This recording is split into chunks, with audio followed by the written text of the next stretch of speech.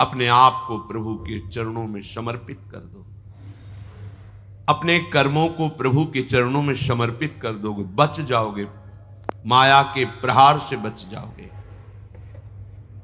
प्रभु कहते हैं जो शुभ शास्त्र के विधान के अनुसार कर्म किया गया, अशुभ जो शास्त्र के प्रतिकूल आचरण बन गया है, वो भी सब मैं संभाल लूंगा, तुम केवल मेरी शरण में हो जाओ, तुम्हें नहीं भोगना पड़ेगा, भगवान कह रहे हैं। अगर बुद्धि ही खराब है तो भगवान की बात समझ में कैसे आएगी। कितना बढ़िया कृपा करके भगवान हमें उपदेश कर रहे हैं। अगर शास्त्र प्रतिकूल भी आचरण हो गए तो तू चिंता मत कर, मेरी शरण में आ। अनंत माताओं जैसा दुलार लेकर प्रभु, पर अपने लोग ऐसे मूढ़ हैं, ऐसी मलिन बुद्धि है कि इस बात को हम समझते ही नहीं। मैं कर लूंगा, मैं सुखी हो जाऊंगा, मैं अभी तक ये किया है आगे भी ऐसा करूंगा। व्यर्थ का अभिमान पतन का मार्ग पुष्ट करता है। श्री भगवान कह रहे हैं संन्यास योग का तात्पर्य होता है भगवान के चरणों में समर्पण करना, अर्पण करना। जब सब कुछ तू मेरे को अर्पण करेगा तो तू मुक्त हो जाएगा, जीवन मुक्त, और जीवन मुक्त परमानंद का अनुभव करता है। ये फल तत्कुरुष मदर्पणम, जो भी तू कुछ कर रहा है, यत करोषि, मेरे को अर्पण कर। बचा रहे हैं भगवान, बच जाओ। कर्म दोष, कर्म बंधन, जन्म मृत्यु, इससे बिल्कुल बचने का उपाय भगवान बता रहे हैं। पर इतनी मलिनता है हमारी बुद्धि में कि अभी सुनेंगे फिर भूल जाएंगे। अर्पण करने की भावना ही नहीं बन पा रही। एक स्थिति आती है जिसमें अर्पण करने का भी भाव नहीं रह जाता, क्योंकि अर्पण करने वाला ही नहीं बचा तो क्या अर्पण करें। वो एक स्थिति है, इसे बुद्धिवाद से लेकर के ना चले, नहीं तो स्थिति नहीं प्राप्त होगी, केवल बातें रहेंगी।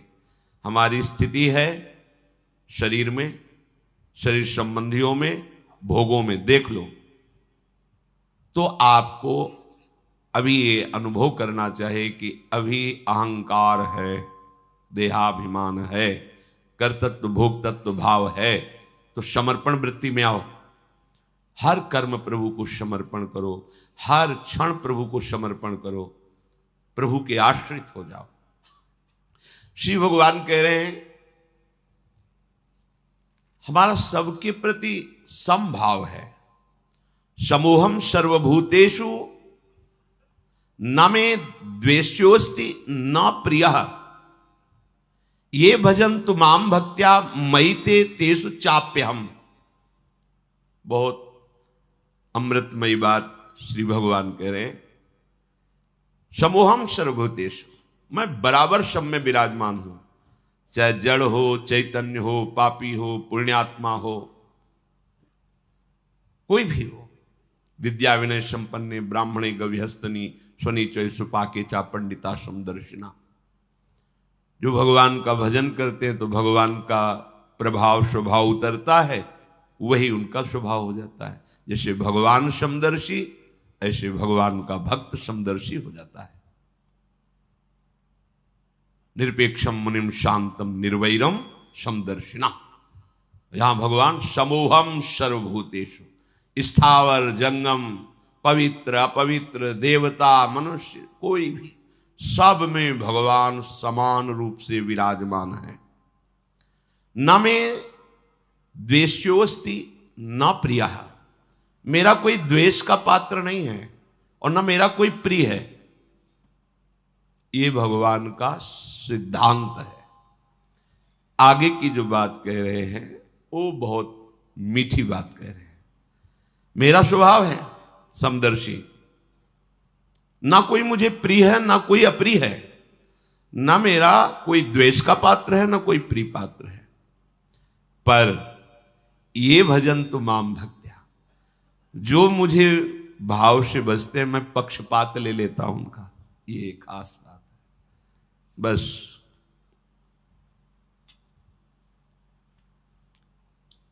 इसी बात से हम जीत गए।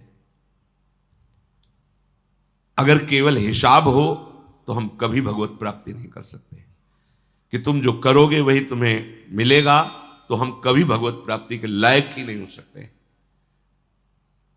पर ये बात हमें जिता देती है।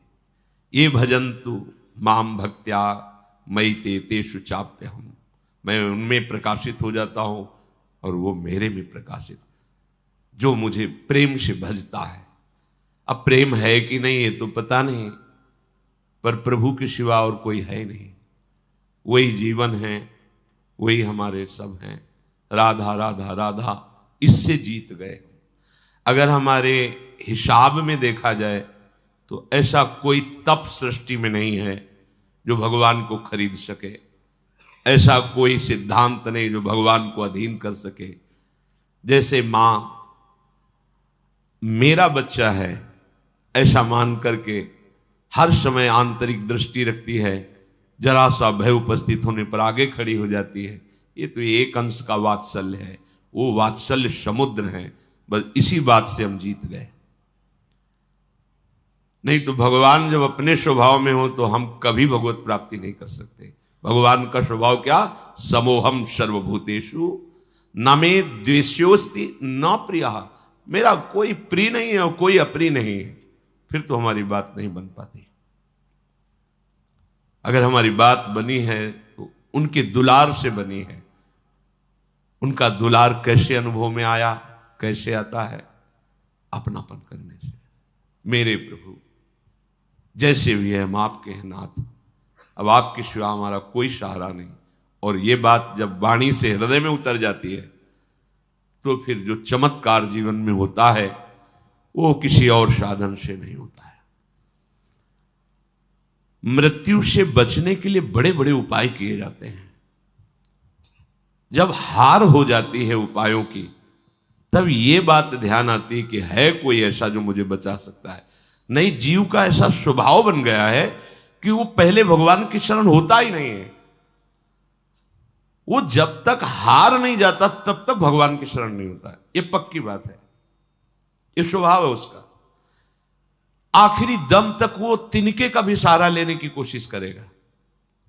जब तिनके का भी सहारा नहीं रह जाता तब वो हारे को हरिनाम, तब वो सहारा लेता है। अगर पहले ही ले ले तो हारना ना पड़े, उसे विपत्तियों का सामना ना करना पड़े। एक बार देवताओं ने देखा कि युद्ध में जितने असुर मारे जाते हैं, दैत्य, उन सबको भगवान शुक्राचार्य जी के पास संजीवनी विद्या है। विद्या का प्रयोग किया, तत्काल जीवित हस्त पुष्ट। भगवान बृहस्पति जी के पास ये विद्या नहीं। जितने देवता मारे जाते वो अंग भंग वैसी स्थिति में रहते, मृत तो मृत। भगवान बृहस्पति जी के पास ये विद्या थी नहीं, भगवान शुक्राचार्य जी के पास।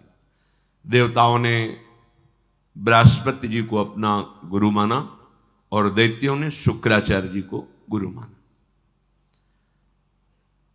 अपने गुरुदेव की कहीं भी लघुता मन में भी नहीं आनी चाहिए। इसलिए देवताओं ने कभी बृहस्पति जी से ये प्रार्थना भी नहीं की कि आप संजीवनी विद्या सीख लीजिए, हम लोगों को जिलाने, कभी प्रार्थना नहीं की। गुरु महिमा है। पर उनके बड़े पुत्र का नाम कच्छ था। उनसे बात की कि आप हमारे गुरु पुत्र हैं और हमारे ऊपर सबसे बड़ी